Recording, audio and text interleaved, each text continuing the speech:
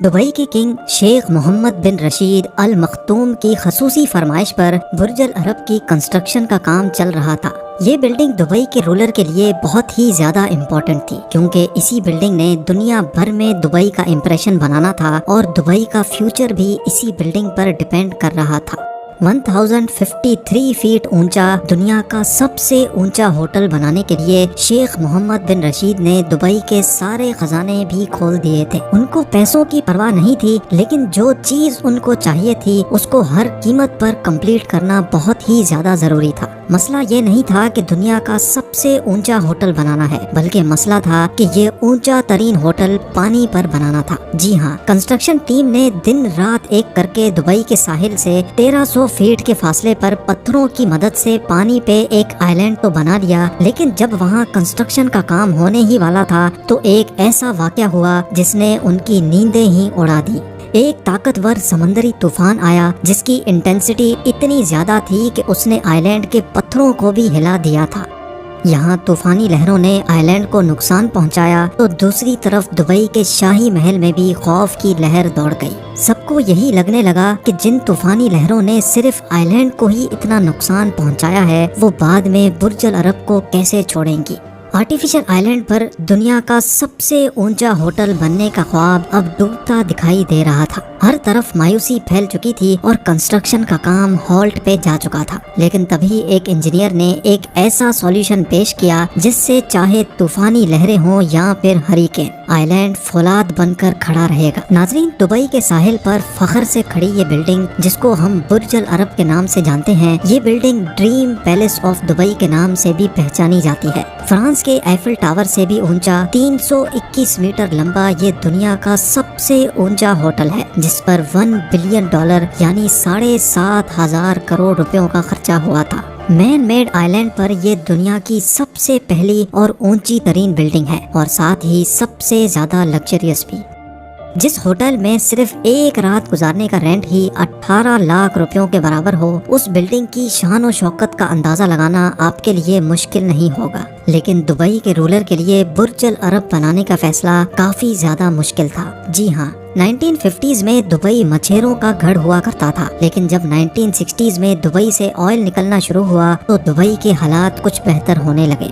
جہاں ان کو آئل نکلنے کی خوشی ملی، وہیں ان کو ایک بری خبر بھی سنائی گئی۔ جیولوجسٹ نے بتایا کہ دبئی سے نکلنے والا تیل صرف 2016 تک ہی چل سکے گا، یعنی دبئی کے پاس صرف 2016 تک کا ٹائم تھا، اس کے بعد ان کے سروائیول کا کوئی چارہ نہیں تھا۔ شیخ محمد بن رشید چاہتے تھے کہ دبئی کو ایک ٹورسٹ اسپاٹ بنایا جائے، لیکن آخر یہ ممکن کیسے ہوتا، کیونکہ اس وقت دبئی کے پاس صرف 3 ایسٹس تھے: سن، سی اور سینڈ۔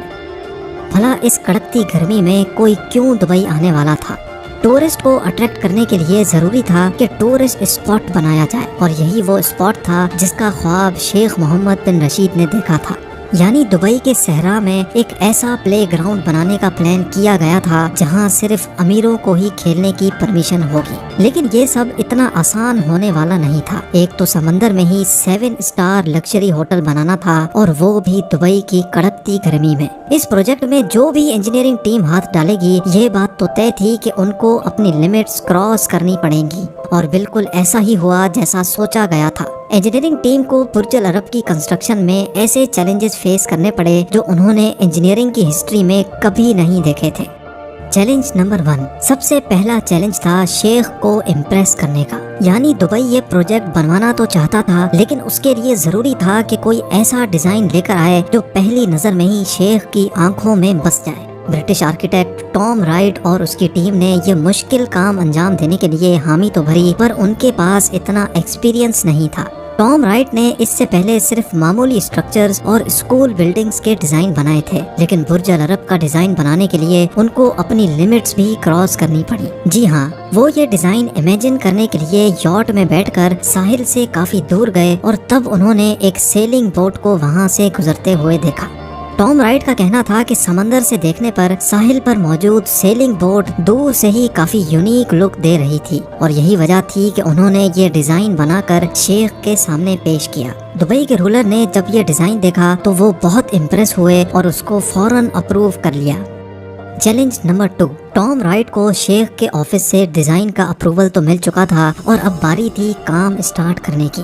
लेकिन यहीं एक और मसले ने इनका रास्ता रोक लिया, क्योंकि डिजाइन के हिसाब से इस आलीशान सेलिंग बोट डिजाइन को पानी के ऊपर होना था, जिसके लिए एक आइलैंड की जरूरत थी और वो आइलैंड यहाँ मौजूद नहीं था। कंस्ट्रक्शन टीम अच्छी तरह जानती थी कि नया आइलैंड बनाने में कॉस्ट भी बढ़ेगी और बुर्ज अल अरब को समंदरी तूफान से खतरा भी होगा। लेकिन इससे भी बड़ा मसला ये था कि इनको 1050 फीट ऊंचा स्ट्रक्चर एक ऐसे आइलैंड पर बनाना था जिसको आज से पहले किसी ने बनाने की कोशिश भी नहीं की थी। 1995 की स्टार्टिंग में आइलैंड बनाने का काम स्टार्ट कर दिया गया। प्रोजेक्ट आर्किटेक्ट साइमन क्रिस्प इस प्रोजेक्ट को लीड कर रहे थे और इन्होंने साहिल समंदर से 1300 फीट दूर पानी के नीचे पत्थर डलवाना शुरू कर दिए। 5 महीनों की अनथक मेहनत के बाद इस आइलैंड की शक्ल सामने आने लगी। इस आइलैंड को अपने ऊपर 2 लाख टन वजन बर्दाश्त करना था, जो तकरीबन 50,000 एशियन एलिफेंट्स के वजन के बराबर बनता है। अभी आइलैंड पूरी तरह मुकम्मल ही नहीं हुआ था कि अचानक वही हुआ जिसका सबको डर लगा हुआ था। जी हाँ, अरेबियन सी में एक समंदरी तूफान ने ओमान और यूनाइटेड अरब एमिरेट्स को अपनी लपेट में ले लिया और साथ ही बुर्ज अल अरब के लिए बनाए गए आइलैंड को भी। खौफनाक समंदरी लहरों ने आइलैंड के पत्थरों को हिला दिया, जिसकी वजह से आइलैंड का एक हिस्सा भी टूट गया था। ये खबर दुबई के शाही महल में आग की तरह फैल गई। सबको यही लगने लगा कि जिन तूफानी लहरों ने सिर्फ आइलैंड को ही इतना नुकसान पहुंचाया है, वो बाद में बुर्ज अल अरब को कैसे छोड़ेंगी। 5 महीनों की मेहनत और लाखों डॉलर खर्च करने के बाद भी ये ख्वाब अधूरा ही रह जाने का डर था।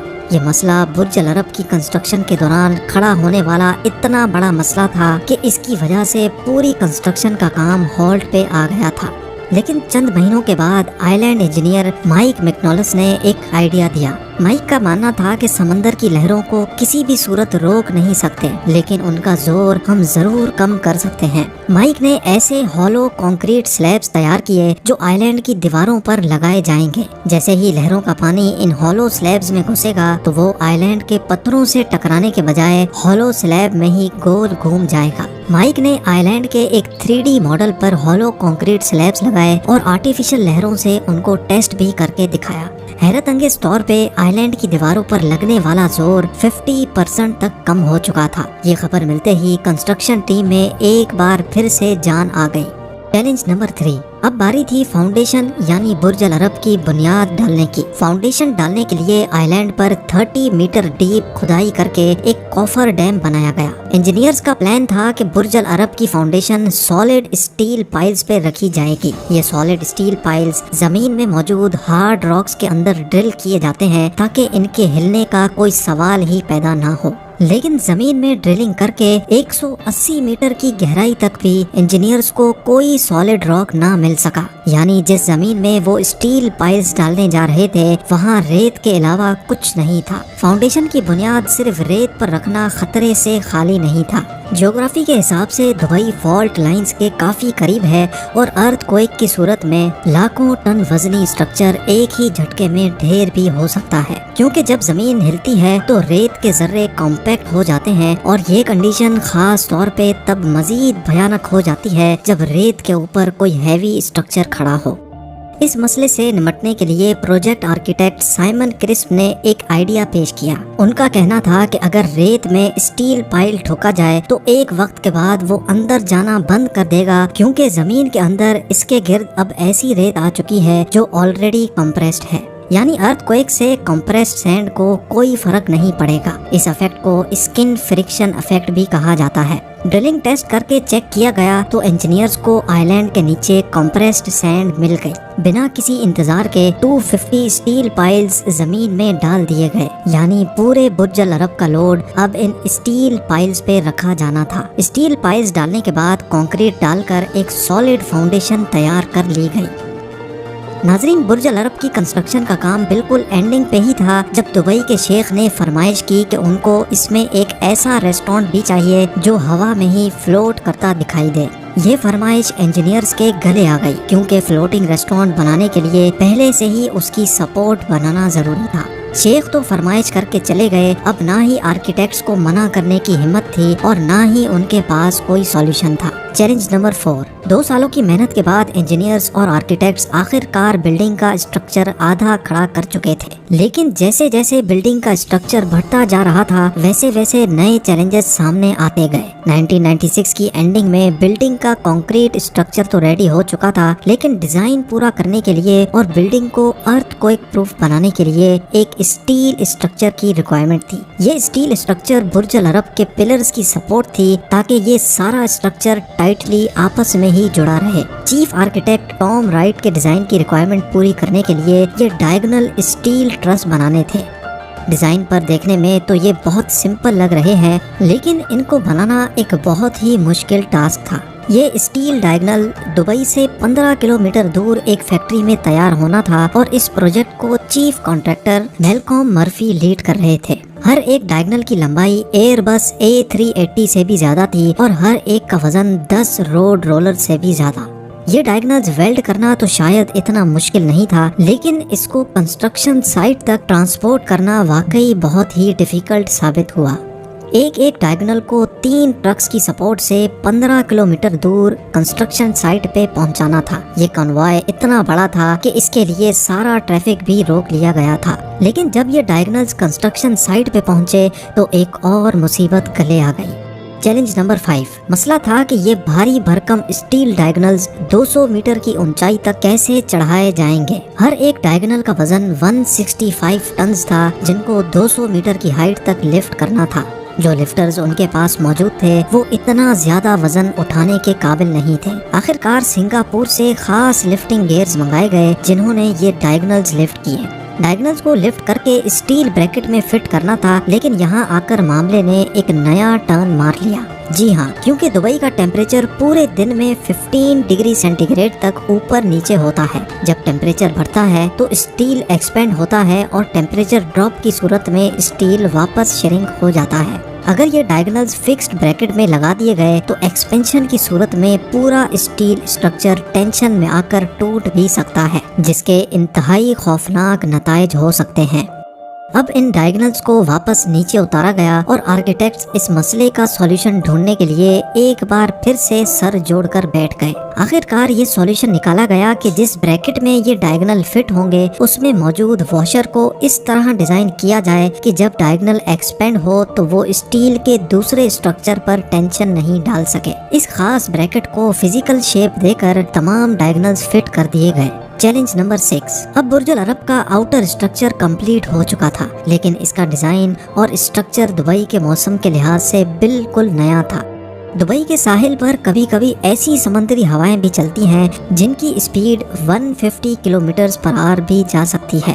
ویسے تو یہ اسٹرکچر اسٹارم پروف بنایا گیا تھا، لیکن پھر بھی اس کو ٹیسٹ کرنا ضروری تھا۔ آرکیٹیکٹس کو جس چیز کا خطرہ تھا اس کو وارٹیکس شیڈنگ کہا جاتا ہے، جس میں تیز ہوا جب اسٹرکچر سے ٹکراتی ہے تو ایک وائبریشن پیدا ہوتی ہے۔ یہ ٹیسٹ کرنے کے لیے برج العرب کا ایک ماڈل ونڈ ٹنل ٹیسٹ میں بھیجا گیا۔ ونڈ انجینئر واکر بٹکرائٹ نے جب ٹیسٹ کیا تو وارٹیکس شیڈنگ کا رزلٹ پازیٹیو آیا۔ اس کا مطلب یہ تھا کہ تیز ہواؤں کے دوران برج العرب کا اسٹرکچر وائبریٹ کرے گا، جو انتہائی خوفناک سچویشن کو دعوت دے سکتا ہے۔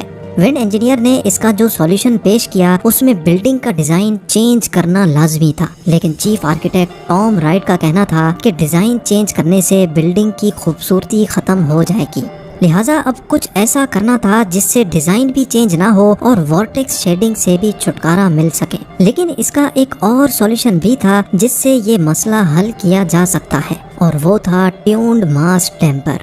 جی ہاں، ٹیونڈ ماس ڈیمپر ایک ایسا میکینیکل سسٹم ہوتا ہے جس میں ایک ویٹ لٹک رہا ہوتا ہے۔ جب وائبریشن پیدا ہونے ہی لگتی ہے تو یہ سسٹم خود وائبریشن ایبزارب کر کے اسٹرکچر کو محفوظ رکھتا ہے۔ ایسے کئی ماس ڈیمپرز ویک پوائنٹس پر لگا کر برج العرب کو وارٹیکس شیڈنگ سے بھی محفوظ بنا دیا گیا۔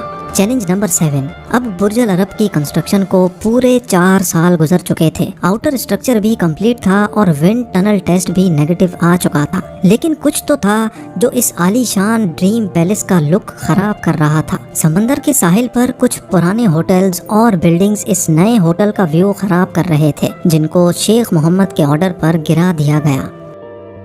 اب ویو کچھ بہتر تو ہوا، لیکن جب شیخ نے کنسٹرکشن سائٹ کا وزٹ کیا تو ان کو کچھ ادھورا لگا۔ اس کے بعد شیخ نے جو فرمائش کی وہ سن کر انجینئرنگ ٹیم کے ہوش ہی اڑ گئے۔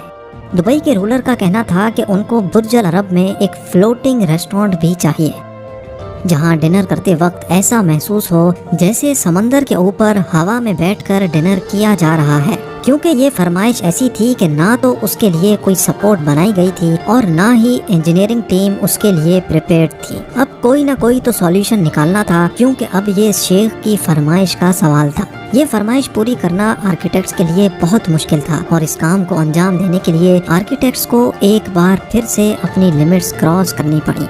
کئی مہینوں کی محنت کے بعد آخرکار ایک ڈیزائن تیار کیا گیا جس میں برج العرب کے کنکریٹ کور میں اسٹیل بریکٹس لگائے گئے اور پھر ان میں 10 موٹی بیمز ڈالی گئیں۔ ان بیمز کے اوپر لوہے کا اسٹرکچر بنا کر اس کو شیشے سے سیل کیا جائے گا۔